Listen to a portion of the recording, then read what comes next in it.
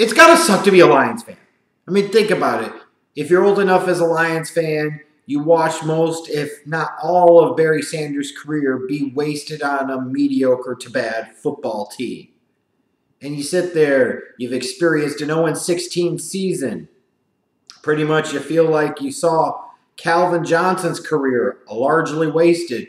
You've got Matthew Stafford, who's been your franchise guy for close to the decade now. And you feel like he's largely being wasted. I get it, because you're not exactly wrong. And you know Joe Schmidt's not walking through that door. You know that. You know Bobby Lane isn't bumbling, stumbling, drunk, falling through the door. That's not happening. These are the Lions that you get. And the 50s are 60-plus years ago since the glory days of that Lions organization.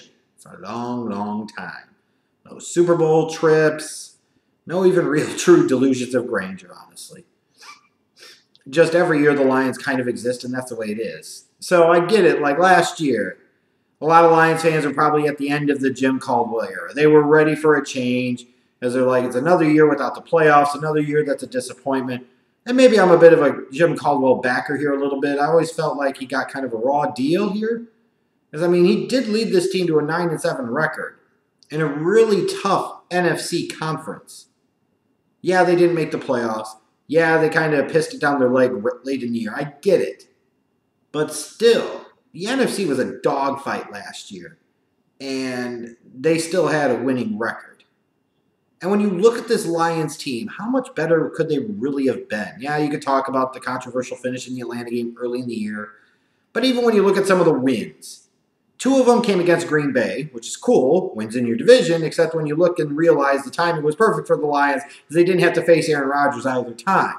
Then you look at, they beat the Bears twice, who stunk. So 4 of their 5 wins came against an undermanned Packers team without the face of their franchise, and a Bears team twice that doesn't have a face of their franchise, or at least they didn't. But then it's the same old deal, like 1-3 against the AFC North, beating some bad teams, failing to win against good teams. It's not just a Caldwell phenomenon. This has been a phenomenon throughout the Matthew Stafford era, or Stat Padford, if you want to call him that. But obviously, Mrs. Ford is anxious to win and win now at her old age. She doesn't want to wait around anymore, and I get that. So gone is Jim Caldwell. Be careful what you wish for, because sometimes you might just get it. I wonder if that's a pickup line Matt Patricia ever used on a woman. Nonetheless, Matt Patricia, the New England Patriots defensive coordinator, who the last time you saw him in a game that counted, you saw his defense getting torched by Nick Foles in the Super Bowl.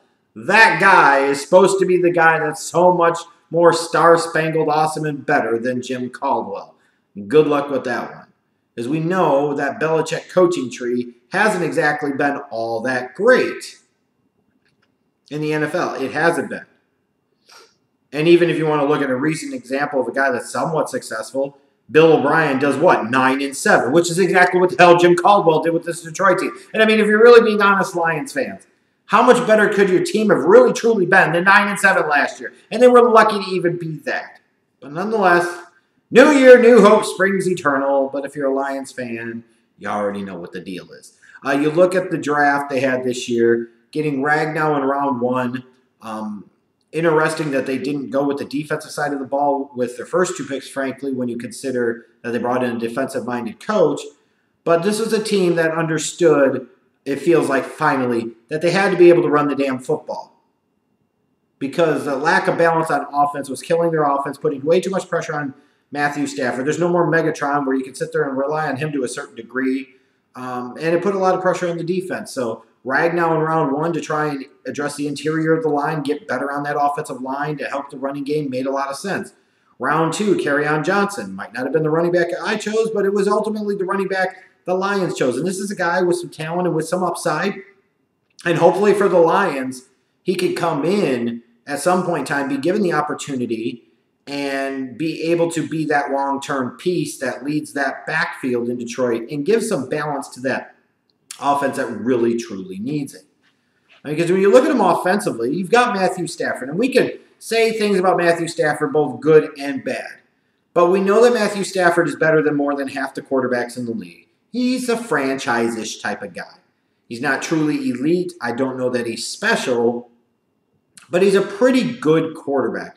Sometimes the situation that he's in with this team and the circumstance his team puts him in terms of the play calling and the ineptitude of running the football can make things tougher for him than they really need to be. But you look at Matthew Stafford, you've at least got a quarterback. You've at least got a chance. And then they've got some pretty good wide receivers there. You're talking about Golden Tate and Marvin Jones. Maybe they'll get more out of Golladay this year. I like the receiving core that they have there in Detroit. It's nice. There's no Megatron, but they're not bad. So this is a team that can pretty consistently move the football through the air, especially against bad teams. I'd like to see them do that a little more often against good teams, but that's where the lack of balance on the offense can really, really hurt them. In terms of my concerns, though, for this team, it's still got to be the running game. I know you brought in, LeGarrette Blount, and maybe you are conning yourself into thinking Amir Abdullah's worth shit. Theo Reddick's just a slot receiver at this point. You really need Kerryon Johnson to come in at some point in time during the year and establish himself to be that guy. But with LeGarrette Blount, with adding Kerryon Johnson, it feels like the Lions' running game can be better. How much better remains to be seen, and until shown otherwise, we have to assume that it's not going to be great. And then I look defensively and I look at their pass rush. Where is the pass rush going to come from outside of Ezekiel Ansah? He's established, he's proven, he's a stud. What else do you have? Who else is going to be able to get to the quarterback? Now, Zettel did it a little bit last year, but even then, you're talking about, 6.5 sacks? How much is you going to be able to count on him or anybody else to be able to get to the quarterback? And the Lions need to be able to get to the quarterback, and they just don't do a good enough job of that. In general, when I look at both sides of this team, I look and I'm trying to really struggle to find where the big-time studs or playmakers are at. I guess you could say on defense they've got two, with Ansah and Darius Slay. Maybe you say there's two, and there are other solid players there, but are there a bunch of real difference makers offensively? Marvin Jones is okay. Golden Tate is nice, but neither one of those guys is special. Matthew Stafford is nice, but I wouldn't exactly call him special. There's just a lack of true marquee super stud talent on this team. And at some point in time, those are the types of guys that can help get you over that hump. Those are the types of guys that can make a difference in those close games against good teams that the Lions consistently find a way to lose. They just don't have enough impact players and true difference makers for my liking. And then maybe, sure, I will tick off some Lions fans when I talk about them here. But here again is the reality. They beat up on Green Bay twice when they didn't have Aaron Rodgers, and they beat a sad sack Bears team twice. The Bears will be better this year. The Packers should, in theory, have Aaron Rodgers twice. That doesn't bode well for Detroit. And I'm sorry, bringing in Patricia, is that supposed to inspire a lot of confidence? I don't think it does. Both in terms of what you saw out of his defense in New England last season, especially what you saw out of him in the playoffs and even the Super Bowl, and the fact that he's coming from the Belichick coaching tree. I just don't understand why there would be such an incredible amount of reason for optimism. The one hope the Lions and their fans can have in 2018 is if they can successfully run the ball on a consistent basis and balance out that offense, keep the defense off the field, they have a chance. And if they can do that, then you might be looking at a Saints type of performance in 2018. But when I say that, I don't know that they had the young talent on this defense that the Saints did last year. And the Saints also had Drew Brees and Michael Thomas. Last time I checked, the Lions don't have that. The Saints also had a two-headed running back monster with Mark Ingram and Alvin Kamara. And the Lions don't have that level of backs. They just don't. I think this Detroit Lions team is set up to take a step back this year, even under a first-year head coach. I really feel that. I'll be wrong, I'm sure. Who cares? You only care when you're wrong. So who gives a crap? I think this Lions team is the worst team in the division. Now, that said, it doesn't mean they're a terrible football team.